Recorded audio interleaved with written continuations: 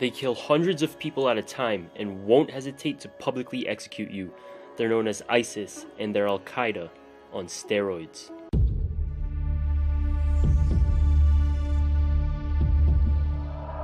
Today's topic was requested by Strange Mysteries and the Whiskey Blue. If you have any other topics you'd like to learn about, be sure to subscribe and write your suggestions in the comment section below. ISIS, or the Islamic State of Iraq and Syria, is a Sunni Islamist rebel group founded in 1999 by Abu Musab al-Zarqawi. They achieved notoriety by not only conducting attacks on coalition forces, but also by carrying out suicide attacks on civilian targets and publicly beheading hostages. They pledged allegiance to Al-Qaeda in 2004, after which they rapidly grew in strength and numbers by absorbing several smaller Iraqi insurgent groups.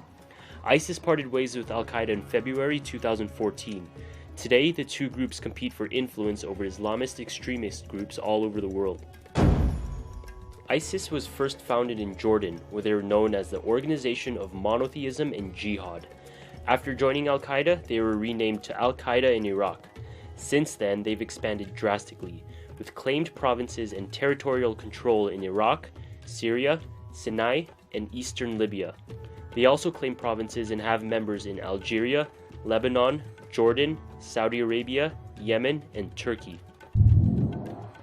ISIS's primary goal is the foundation of an Islamic state by establishing itself as a caliphate.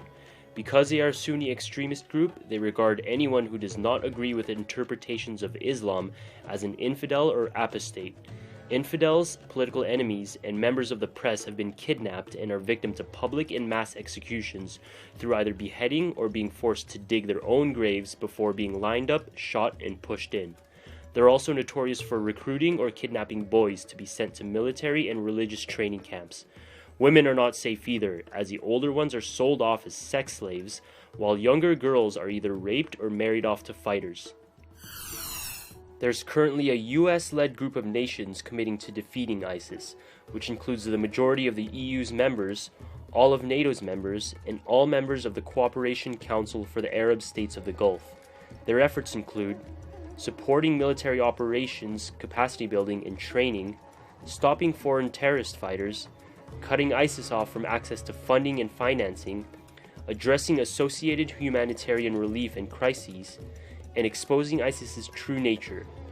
56% of Americans believe ISIS can be defeated, but will eventually return in some form down the road, while 20% think they can be defeated without the possibility of return. Where do you stand, and what else do you think can be done to completely bring them down? Now, would you rather suffer from frostbite or be attacked by piranhas?